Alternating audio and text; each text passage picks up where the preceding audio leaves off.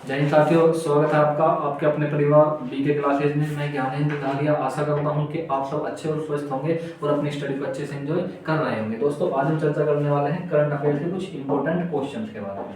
तो देखिए, सबसे पहला क्वेश्चन आपके स्क्रीन पर दिया हुआ है कि 1 जनवरी 2025 में भारत के पहले जनरेशन बीटा बच्चे का जन्म कहाँ पर हुआ।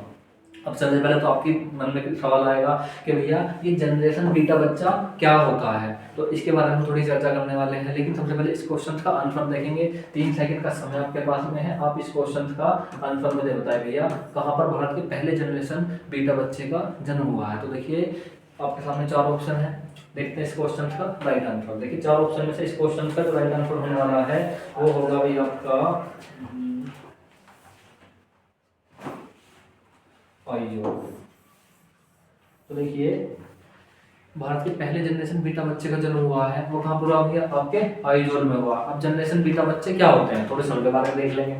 जनरेशन बीटा बच्चे, तो देखिए जनरेशन बीटा बच्चे का मतलब 2025 1 जनवरी 2025 और 2039 के बीच में जो बच्चे पैदा होंगे, 1 जनवरी 2025 से लेकर 2039 तक जो बच्चे पैदा होंगे उनको क्या कहा जाएगा, उनका जनरेशन बीटा बच्चा कहा जाएगा। उनका थोड़ा सा मतलब इतिहास क्या है, थोड़ा लंबा है।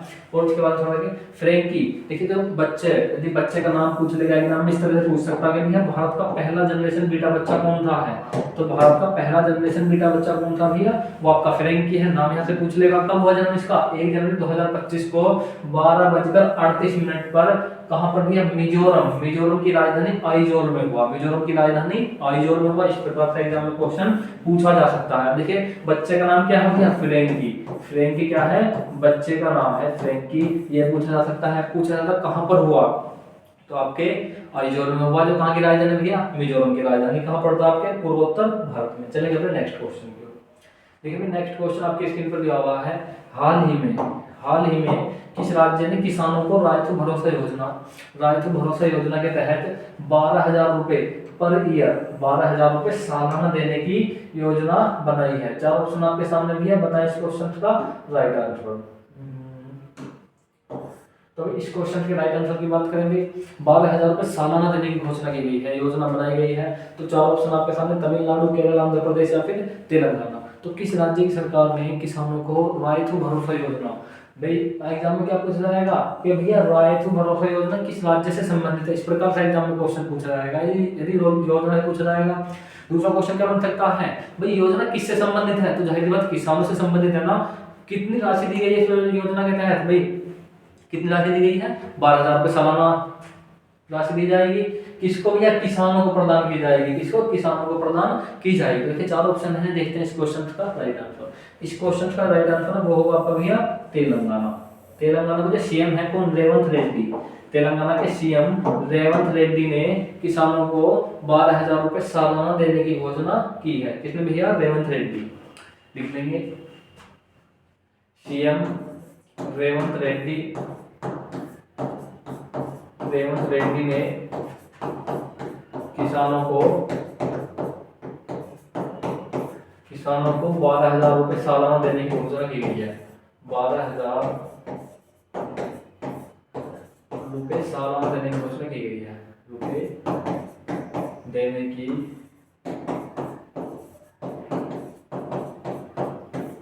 घोषणा की गई है। अब भी देखेंगे क्या मतलब क्यों दिया गया। तो देखिए, जब चुनाव हो रहे थे तेलंगाना में, तो तेलंगाना के चुनाव से पहले जो रेवंत रेड्डी जी थे, इन्होंने वादा किया था कि हम चुनाव से पहले इन्होंने वादा किया था कि हम 15,000 रुपए देंगे, 15,000 देंगे, 15,000 रुपए देंगे। क्या कहते हैं, इन्होंने वादा किया था। लेकिन 12,000 रुपए देने की योजना बनाई है। वादा में कितने थे भैया, 15,000 रुपए देने की घोषणा की थी, लेकिन दिए कितने हैं भैया, 12,000 रुपए पर ईयर देने की घोषणा की गई है। अब देख लेंगे थोड़ा तेलंगाना के बारे में, देखेंगे अभी तेलंगाना के बारे में देख लेंगे एक बार थोड़ा सा। तेलंगाना, भाई तेलंगाना के सीएम कौन है, तेलंगाना के राज्यपाल और तेलंगाना की राजधानी। इस प्रकार से एग्जाम में क्वेश्चन पूछा जाएगा। तेलंगाना के सीएम कौन है, तेलंगाना के सीएम है रेवंत रेड्डी।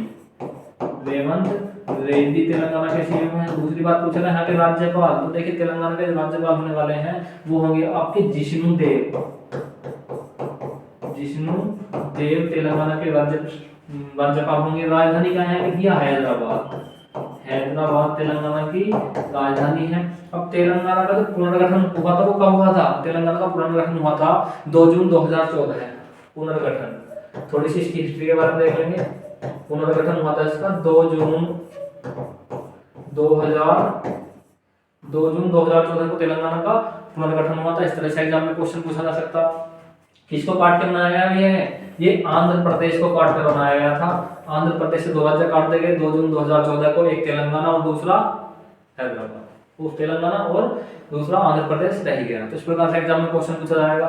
भाई 4 ऑप्शन है, इनको देख लें एक बार। इनके यहाँ से कैपिटल पूछ सकता। तेलंगाना, तमिलनाडु, तमिलनाडु कैपिटल क्या है? वो आपकी चेन्नई। तमिलनाडु कैपिटल चेन्नई है। बात करेंगे केरला, जो केरला की कैपिटल है वो क्या होगी? वो होगी आपकी तिरुवनंतपुरम। तिरुवनंतपुरम तेलंगाना की, केरला की कैपिटल होगी। बात करेंगे आंध्र प्रदेश, आंध्र प्रदेश की कैपिटल क्या होगी? वो होगी आपकी अमरावती। आंध्र प्रदेश की कैपिटल अमरावती होगी। तो इस प्रकार से एग्जाम में क्वेश्चन पूछे जा सकते हैं। बात करेंगे तमिलनाडु के सीएम कौन है? तमिलनाडु के सीएम है एम.के. स्टालिन।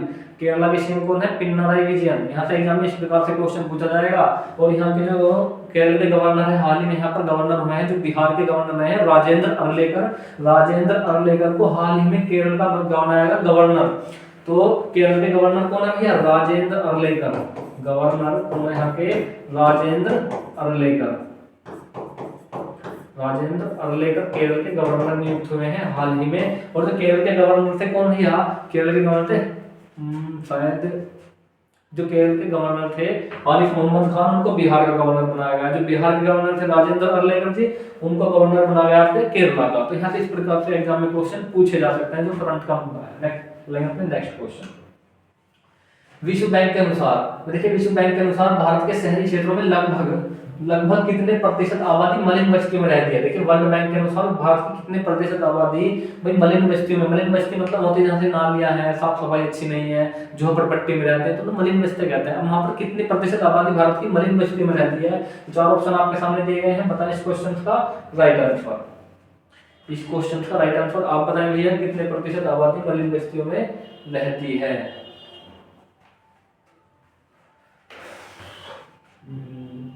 तो 3 सेकंड का समय आपके पास में है, आप इस क्वेश्चन का राइट आंसर मुझे बताएं। तो देखिए वर्ल्ड बैंक के अनुसार भारत की लगभग 25% आबादी कहाँ रहती है? मलिन बस्तियों में रहती है 25% आबादी। अब देख लेंगे भैया वर्ल्ड बैंक, हालांकि आप इस अनुपात एक बार चेक कर लेना, शायद थोड़ा रेशियो में दिक्कत हो सकता है, 25% 2-4% ऊपर या नीचे हो सकता है, एक्यूरेट तो नहीं है, लेकिन आप इसको एक बार गूगल करके देख लेना।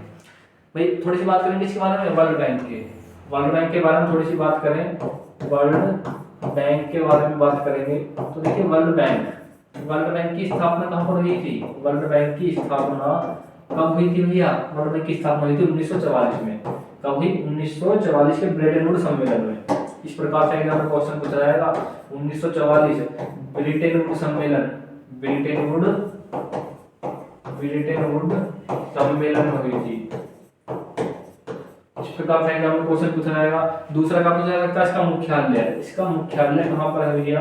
तो इसका मुख्यालय कहाँ पर है? वो है आपका Washington DC America. Washington DC America में इसका मुख्यालय है, वाशिंगटन डीसी यूएसए। तो इतनी बातें आपको वर्ल्ड बैंक के बारे में पता होनी जरूरी है। वर्ल्ड बैंक के बारे में पता होनी जरूरी है। IMF और वर्ल्ड बैंक को उसकी यूएन की 2 ज्वाइंट संस्था कहा जाता है। इस प्रकार से एग्जाम में क्वेश्चन पूछा जाता है। तो वर्ल्ड बैंक से संबंधित जानकारी आपको होनी बहुत जरूरी है। 25% आबादी भारत की मलिन बस्तियों में रहती है। हाल ही में किसने DU फाउंडेशन की सशक्त बेटी ई दृष्टि नामक, DU फाउंडेशन दिल्ली यूनिवर्सिटी की सशक्त बेटी ई दृष्टि नामक परियोजनाओं का शुभारंभ किया?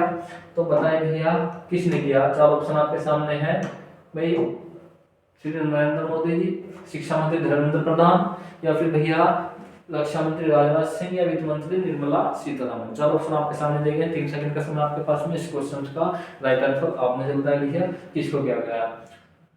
4 ऑप्शन आपके सामने दिए गए, तो देखेंगे इस क्वेश्चन का राइट आंसर। देखिए शिक्षा मंत्री धर्मेंद्र प्रधान जी के द्वारा, शिक्षा मंत्री धर्मेंद्र प्रधान जी के द्वारा सशक्त बेटी ई दृष्टि नामक योजना चलाई गई है।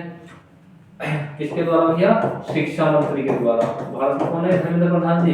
शिक्षा मंत्री है। अब बात करेंगे थोड़ी सी इसके बारे में, इस योजना के बारे में। तो इसका उद्देश्य क्या है? इस योजना का उद्देश्य है गरीब तबकों को मुख्यधारा में लाना, गरीब पिछड़े तबकों को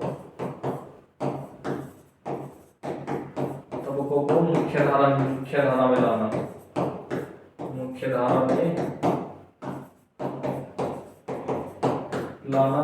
दूसरी बात क्या है, इसी योजना में जब ये योजना शुरू की गई तो तब इनमें धर्मेंद्र प्रधान जी ने लैपटॉप और ई स्मार्टफोन बांटे गए थे।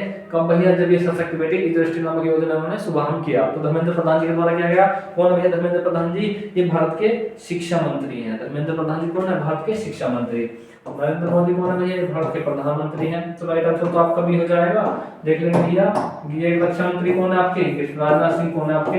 ये आपके रक्षा मंत्री, डिफेंस मिनिस्टर। निर्मला सीतारमण कौन है आपकी? वित्त मंत्री है, वित्त मंत्री है। तो इस प्रकार से एग्जाम में क्वेश्चन पूछा जा सकता है कि भाई भारत के वित्त मंत्री कौन है, भारत के रक्षा मंत्री कौन है, भारत के प्रधानमंत्री, जाहिर सी बात आपको पता ही होगी। शिक्षा मंत्री कौन है? धर्मेंद्र प्रधान जी। किसके द्वारा शुरू की गई? धर्मेंद्र प्रधान जी के द्वारा शुरू की गई। कहां पर की गई? नई दिल्ली में। चलिए नेक्स्ट क्वेश्चन पर।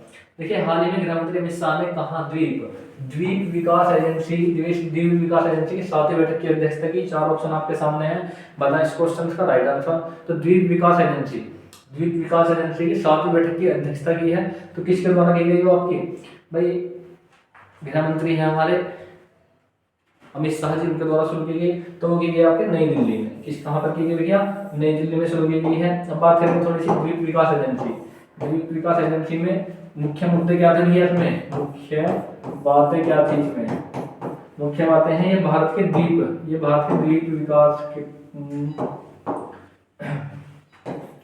यह है भारत के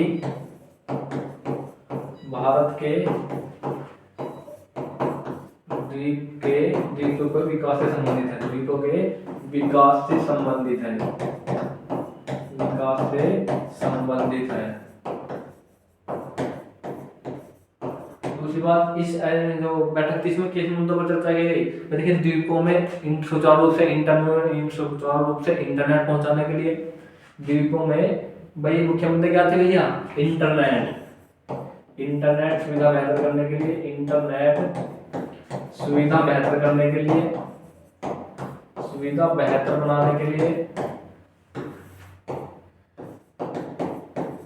सड़कें बेहतर बनाने के लिए, आपकी कौन सी भी है? शिक्षा व्यवस्था और स्वास्थ्य। इन मुद्दों पर यहाँ पर चर्चा की गई द्वीप विकास एजेंसी के बारे में। इन मुद्दों पर क्या की गई? चर्चा की गई। क्या किसने भैया? आपके जो गृह मंत्री हैं अमित शाह जी, उनके द्वारा इन मुद्दों पर चर्चा की गई। अब बात करें थोड़ी दिल्ली के बारे में। देखिए, दिल्ली के बारे में थोड़ी सी बात करें तो देखिए, आप बताएंगे भैया दिल्ली के सीएम कौन है वर्तमान में? दिल्ली के सीएम है आपकी आतिशी मारलेना। किस पार्टी की? दिल्ली की सीएम है आतिशी मारलेना। इस प्रकार से एग्जाम में क्वेश्चन पूछा जाएगा, आतिशी मारलेना। हालांकि अब तो दिल्ली में चुनाव होने वाले हैं। आम आदमी पार्टी की सीएम है, 21 सितंबर के बाद में सीएम बनी आम आदमी पार्टी की है। 21 सितंबर से आम आदमी पार्टी की सीएम बनी है आतिशी मारलेना। बात करेंगे यहाँ के उपराज्यपाल कौन है? यहाँ के उपराज्यपाल वो होने वाले हैं आपके विनय कुमार सक्सेना।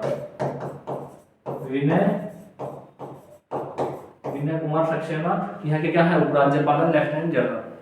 उपराज्यपाल क्यों होता है दिल्ली में? क्योंकि दिल्ली क्या है? पूरा राज्य नहीं है, ये एक यूटी है, यानी यूनियन टेरिटरी, केंद्र शासित प्रदेश है। दिल्ली के बहुत से मुद्दे ऐसे हैं जिन पर किसका भैया? आपकी केंद्र सरकार का अधिकार होता है। बहुत से मुद्दे ऐसे हैं जिन पर राज्य सरकार को दिया गया है। किसको भैया? आम आदमी पार्टी की यहाँ पर सरकार बनी हुई है। इन्हीं मुद्दों को लेकर के आम आदमी पार्टी की दिल्ली सरकार और केंद्र सरकार के मध्य क्या रहती है भैया? तनातनी बनी रहती है।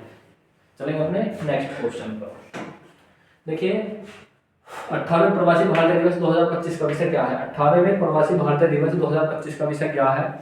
तो भैया, विकसित भारत में प्रवासी भारतीयों का योगदान, डायस्पोरा, अमृतकाल में भारत की प्रगति के विश्वसनीय भागीदार, प्रवासी अमृतकाल में भारत भारत की प्रगति के लिए विश्वसनीय भागीदारी इनमें से कोई नहीं। चार ऑप्शन आपके सामने दिए गए हैं, बताएं इस क्वेश्चन का राइट आंसर। तो देखिए इस क्वेश्चन का जो राइट आंसर होने वाला है वो क्या होगा, वो होगा आपका option number A. Option number A आपका राइट आंसर हो जाएगा। अभी आप मुझे कमेंट बॉक्स में बताएं प्रवासी भारतीय दिवस कब मनाया जाता है, प्रवासी भारतीय दिवस कब मनाया जाता है, प्रवासी भारतीय दिवस कब मनाया जाता है। इस क्वेश्चन का जवाब आप मुझे बताएंगे कमेंट बॉक्स में। थोड़ी सी बात करेंगे किसकी, थोड़ी सी बात करने वाले हैं हम प्रवासी भारतीय क्या होते हैं। तो देखिए प्रवासी भारतीय ऐसे लोग होते हैं जिनके जो मूल रूप से भारत से जुड़े हुए हैं, मतलब जैसे किसी के माता पिता भारत के रहने वाले हैं, किसी के दादा दादी भारत के रहने वाले हैं, किसी की मतलब कोई पीढ़ी जो है वो भारत में रहने वाली हो लेकिन वो जाकर कहीं विदेश में बस गए, उन्हें कहते हैं भारतीय मूल के व्यक्ति कहते हैं। या फिर प्रवासी भारतीय उसे कहते हैं भाई जो रहने वाले तो भारत में लेकिन कहाँ रह रहे हैं, वर्तमान में विदेश में रह रहे हैं। तो विदेश से पैसा कमा के कहाँ लाते हैं, अपने इंडिया में लाते हैं। कुछ लोग ऐसे होते हैं जैसे भारतीय मूल के व्यक्ति हैं, अब वो जब भारत में घूमने आएंगे अपनी संस्कृति को देखने के लिए आएंगे, भ्रमण करने के लिए आएंगे यहाँ पर, तो कुछ चीज़ों क्या करेंगे, वो कुछ चीज़ों को खरीदेंगे, यहाँ पर आएंगे, जैसे भ्रमण करेंगे। भाई जाहिर सी बात है हम कहीं पर घूमने जाएं, किसी भी पर्यटन स्थल पर घूमने जाएं तो वहाँ पर क्या करते हैं, हम कुछ ना कुछ खर्चा करते हैं। तो ये लोग क्या करते हैं, विदेशी मुद्रा भंडार को बढ़ाते हैं, भारत के विदेशी मुद्रा भंडार को बढ़ाते हैं डायरेक्ट या इनडायरेक्ट रूप से। चलेंगे अपने नेक्स्ट क्वेश्चन। देखिए भारत का सबसे ज्यादा कमाई करने वाला रेलवे स्टेशन कौन सा है, भारत का सबसे ज्यादा कमाई करने वाला रेलवे स्टेशन कौन सा बना है हाल ही में 2024 में, तो कौन सा बना भैया, वो आपका नई दिल्ली रेलवे स्टेशन। नई दिल्ली रेलवे स्टेशन भारत का सबसे अधिक कमाई करने वाला स्टेशन बन गया है। किस राज्य सरकार ने 3 जनवरी को सावित्रीबाई फुले को सावित्रीबाई फुले की जयंती को महिला शिक्षक दिवस के रूप में मनाने की, महिला शिक्षक दिवस के रूप में मनाया है। किस राज्य ने मनाया सावित्रीबाई फुले की जयंती को, तो आपने मनाया तेलंगाना ने। किसने भैया, तेलंगाना ने सावित्रीबाई फुले की जयंती को महिला शिक्षक दिवस के रूप में मनाया। बात करेंगे तेलंगाना के सीएम, तेलंगाना के राज्यपाल और ये कौन, तेलंगाना की राजधानी मैंने आपको अभी बताई। इनका जवाब आप मुझे 3 सेकंड में कमेंट बॉक्स में बताएं। तो ये कौन है तेलंगाना के सीएम, वो है आपके रेवंत रेड्डी। रेवंत रेड्डी तेलंगाना के सीएम है। राज्यपाल कौन है यहाँ के, जिष्णु देव। तेलंगाना के राज्यपाल है आपके जिष्णु देव जी। बात करें यहाँ की राजधानी, तो हैदराबाद क्या है यहाँ की राजधानी, हैदराबाद। हैदराबाद का उपनाम क्या है भैया, हैदराबाद का उपनाम है हाईटेक सिटी। हाईटेक सिटी क्या है, हैदराबाद का उपनाम है। इस प्रकार से एग्जाम में क्वेश्चन पूछा जाता। थोड़ी सी बात करेंगे किसकी, सावित्रीबाई फुले की। तो सावित्रीबाई फुले का जन्म कब हुआ था, 3 जनवरी 1831 को। इनका जन्म कब हुआ, इनका जन्म हुआ था भाई कब हुआ, तो देखिए 3 जनवरी 1831, 3 जनवरी 1831 को इनका जन्म हुआ। इन्होंने महिलाओं की शिक्षा के लिए भारत में तो काफी ज्यादा योगदान रहा है। यदि महिलाओं के हित में, उनकी शिक्षा के हित में यदि किसी महिला ने आवाज उठाई है तो वो कौन है भैया, वो भारत की सावित्रीबाई फुले है। किसकी वाइफ थी भैया, ज्योतिबा फुले की पत्नी थी। जो दलित समाज के क्या थे, समाज सुधारक के सत्यशोधक नामक किताब किसने लिखी भैया, आपके तो सावित्रीबाई के बारे में इतनी जानकारी। चलेंगे अपने नेक्स्ट क्वेश्चन पर। नेक्स्ट क्वेश्चन देखिए, हाल ही में वैश्विक प्रदूषण रैंक में कौन सा स्थान शीर्ष पर है। देखिए वैश्विक प्रदूषण रैंक में कौन सा स्थान शीर्ष पर रहा, तो देखिए वैश्विक प्रदूषण रैंक 4 ऑप्शन आपके सामने दिए गए हैं भैया, 4 ऑप्शन आपके सामने दिए गए हैं। इस क्वेश्चन का राइट आंसर आप मुझे बताएं। तो देखिए वैश्विक प्रदूषण रैंक में हनोई कहां पर रहा भैया, शीर्ष पर रहा। किसकी राजधानी है आपकी, वियतनाम की राजधानी है हनोई। वियतनाम की राजधानी है हनोई। कहाँ पड़ता आपके, एशिया में पड़ता, एशिया में पड़ता आपका वियतनाम। इस प्रकार से एग्जाम में क्वेश्चन पूछेगा भैया भारत की रैंक, तो भारत की रैंक कौन सी रही, यहाँ से 2 प्रकार के क्वेश्चन पूछे जाएंगे। भारत की रैंक कौन सी रही, तो भैया भारत की रैंक थी वो 3 नंबर की रैंक रही वैश्विक प्रदूषण रैंक में। चलेंगे अपने नेक्स्ट क्वेश्चन की ओर। देखिए निम्नलिखित में से किस मंत्रालय द्वारा PLI योजना 1.1 का शुभारंभ किया गया। PLI योजना तो किससे संबंधित है भैया, वो संबंधित है इस्पात यानी जो आपका लोहा वगैरह होता है, लोहा स्टील, इन सब से संबंधित भैया PLI योजना 1.1 संबंधित किससे भैया, ये आपकी इस्पात से संबंधित है, इस्पात से संबंधित है। अब इस्पात में किस लिए ये बनाई गई है योजना, इसलिए कि भैया विदेशों से उत्तम क्वालिटी का इस्पात कम मंगाया जाए, इसका उत्पादन कहाँ किया जाए, भारत में किया जाए, विदेशों से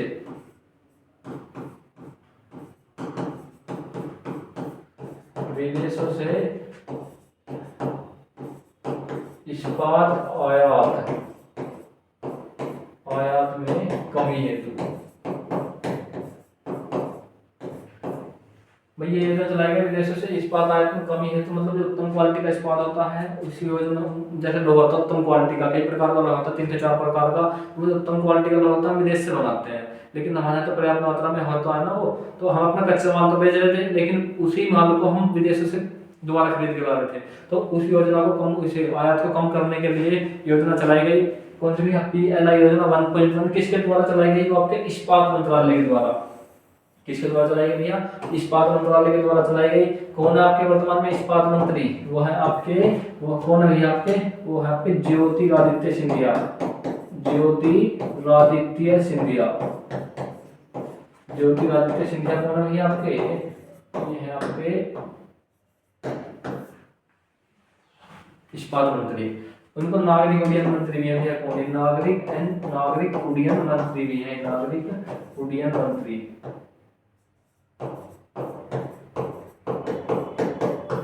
इस प्रकार से एग्जाम में क्वेश्चन पूछा जाता है भैया। चलेंगे नेक्स्ट क्वेश्चन की ओर। देखिए, प्रतिवर्ष किस तारीख को विश्व युद्ध अनाथ दिवस मनाया जाता है? विश्व युद्ध अनाथ दिवस किस तारीख को मनाया जाता है? 4 ऑप्शन आपके सामने दिए गए भैया, 4 जनवरी, 5 जनवरी या फिर 6 जनवरी। देखिए, विश्व युद्ध अनाथ दिवस, जाहिर सी बात है ऑप्शन लैंग्वेज में समझ में आ रहा। तो विश्व युद्ध में ऐसे बच्चे जिनके माता पिता क्या है भैया, जिनके माता पिता विश्व युद्ध में मारे गए या फिर किसी अन्य युद्ध में मारे गए, तो उनकी तरफ समाज का ये दृष्टिकोण क्या होता है? गलत होता है देखने का, कि तो अनाथ है, ये तो वैसे है, ये है। तो उन बच्चों की सहायता के लिए, उन बच्चों के प्रति समाज के दृष्टिकोण को बदलने के लिए, उनकी मदद के लिए क्या बनाया गया भैया? ये बनाया आपका विश्व युद्ध अनाथ दिवस मनाया गया। UN के द्वारा मनाया जाता है। किस तारीख को मनाया जाएगा? ये मनाया था भैया आपके 6 जनवरी को। 6 जनवरी को विश्व युद्ध अनाथ दिवस मनाया जाता है। वर्तमान में भारत दुनिया का सबसे बड़ा मेट्रो रेल नेटवर्क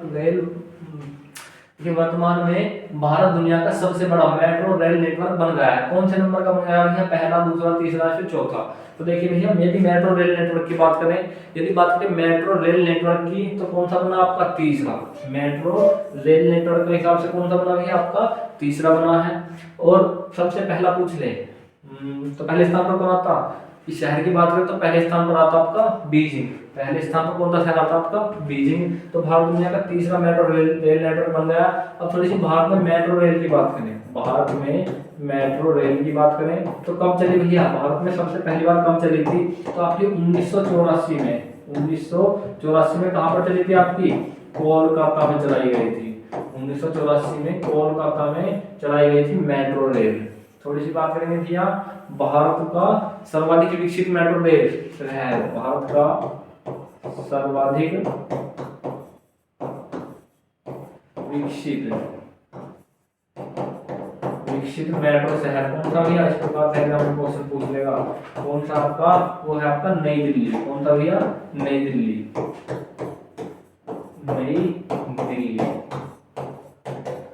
भारत के 11 राज्यों में 23 से अधिक शहरों में मेट्रो रेल नेटवर्क है। भारत के 11 राज्यों में 23 से अधिक शहरों में क्या फैला हुआ भैया? मेट्रो रेल नेटवर्क फैला हुआ है, मेट्रो है, मतलब इस प्रकार का क्वेश्चन पूछा जाएगा। अब बात करें थोड़ी सी रेल की, खाली रेल की बात करें, यदि पूछ ले भैया रेल के मामले में, तो भारत की यदि खाली रेल की बात करें, मेट्रो की ना बात करें, यदि बात करें किसकी भैया? ट्रेन की बात करें, खाली रेल नेटवर्क की। किसकी बात करें भैया? यदि भारत में केवल रेल की बात करें, तो रेल के मामले में भारत कौन से नंबर पर? आपके चौथे नंबर पर, 4वें नंबर पर है भारत। पहले स्थान पर कौन है? भारत 4वें पर है, तो पहले पर कौन है आपका? पहले पर USA हो जाएगा। दूसरे पर कौन हो जाएगा भैया? दूसरे पर हो जाएगा रूस। तीसरे पर हो जाएगा चाइना। तीसरे पर कौन हो जाएगा भैया? चाइना हो जाएगा। चौथे पर आपका भारत है ही है। तो इस प्रकार से एग्जाम में क्वेश्चन पूछ लेगा। रूस का एक शहर है साइबेरिया। साइबेरिया शहर में दुनिया का सबसे बड़ा रेल नेटवर्क है। साइबेरिया शहर में रशिया के दुनिया का सबसे बड़ा रेल नेटवर्क पाया जाता है। यदि बात करें दुनिया का सबसे विकसित मेट्रो शहर कौन सा? आपका बीजिंग है। तो इस प्रकार से एग्जाम में क्वेश्चन बदल कर पूछे जाते हैं। पूछ लेगा भैया भारत में लगभग, नोट पॉइंट लिख लेंगे, भारत की लगभग कितने प्रतिशत, भारत की 95% ट्रेन, 95% ट्रेन विद्युत से चलने वाली है, विद्युत ट्रेन है, विद्युत ट्रेन है। दूसरा नंबर पर लिख लेंगे 1925 में सवाल लिखेंगे 1853 में पहली ट्रेन चली थी, पहली ट्रेन चली थी। सेकंड आता है एग्जाम में क्वेश्चन पूछा जाएगा कब, कहां से कहां तक चली भैया, मुंबई से ठाणे के बीच, मुंबई से ठाणे के मध्य। तो उसकी बात पूछ लेगा यहाँ से भारत में पहली विद्युत ट्रेन, फिर क्वेश्चन भी तो अलग अलग पूछा जाएगा। भारत में पहली विद्युत ट्रेन, पहली विद्युत ट्रेन, भारत में पहली विद्युत ट्रेन कब से कब तक चली, तो इतनी बातें पूछ सकता भैया 1925 में चली थी। 1925 में किसके समय चली थी, लॉर्ड रीडिंग उस समय क्या थे भैया, लॉर्ड रीडिंग गवर्नर थे, लॉर्ड रीडिंग क्या थे उस समय, गवर्नर थे। ब्रिटिश भारत में चलाई गई थी 1925 में। एक एग्जाम में क्वेश्चन और पूछा जाता था भैया, एग्जाम में ट्रेन से संबंधित क्वेश्चन एक और पूछा जाता। देखिए यहाँ से तो क्वेश्चन एग्जाम पूछे जाएंगे, एक क्वेश्चन और पूछा जाएगा, रेल बजट को आम बजट में कब शामिल किया गया, तो 1925 में रेल बजट को आम बजट में शामिल किया गया था भाई। 1925 में रेल बजट को आम बजट से शामिल किया गया। 2018 में रेल बजट को आम बजट से अलग कर दिया गया। इस प्रकार से एग्जाम में क्वेश्चन बहुत सारे पूछे जाते हैं रेल से संबंधित। तो दोस्तों चलेंगे अपने नेक्स्ट क्वेश्चन की ओर। देखिए हाल ही में किसने दिल्ली में केंद्रीय आयुर्वेद अनुसंधान के नए भवन की आधारशिला रखी है, तो किसने रखी भैया, नए भवन की केंद्रीय आयुर्वेद अनुसंधान संस्थान, केंद्रीय आयुर्वेद अनुसंधान संस्थान पहले होते पूछ रहा है कहां पर है, तो आपके नई दिल्ली में। किसने रखी भैया, प्रधानमंत्री नरेंद्र मोदी में है। कहां पर आपके, नई दिल्ली, नई दिल्ली में है। इस प्रकार से पूछ जाएगा। कई प्रकार के अनुसंधान संस्थान एग्जाम पूछे जा सकते हैं। ये देखिए आलू अनुसंधान संस्थान कहां पर है, शिमला में, आलू अनुसंधान संस्थान शिमला में है। और भी बहुत सारे अनुसंधान संस्थान एग्जाम में पूछे जाते हैं, तो अनुसंधान संस्थान एग्जाम में क्वेश्चन बनता है। चलिए अपने नेक्स्ट क्वेश्चन की ओर। हाल ही में किस राज्य सरकार ने 11 दिवसीय प्रसिद्ध आदिवासी मेले का उद्घाटन किया, 11 दिवसीय प्रसिद्ध आदिवासी मेला। भाई आदिवासी मेला है मतलब स्टैटिक का क्वेश्चन है, यहाँ से एग्जाम में क्वेश्चन पूछा जाएगा।